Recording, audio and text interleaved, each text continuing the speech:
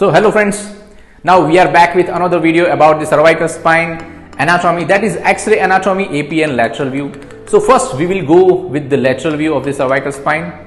So this is the lateral view of the cervical spine. As you can see here, the vertebral bodies C1 to C7 are seen in this film, this radiograph. The C1 and C2 is also known as atlas and axis vertebra, and posterior arch and anterior arch of the atlas is seen in the X-ray clearly, as you can see here.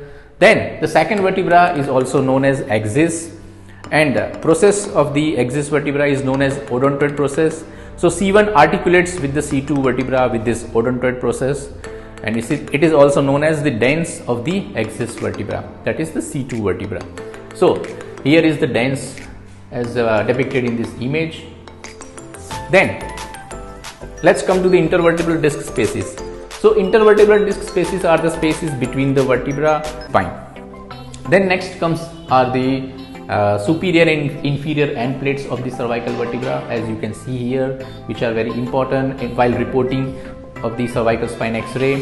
Then next comes spinous processes of the cervical vertebra. The posterior elongated bones behind each cervical vertebra are the spinous processes. Then comes the pedicle and lamina of the cervical vertebra, as you can see here. Okay.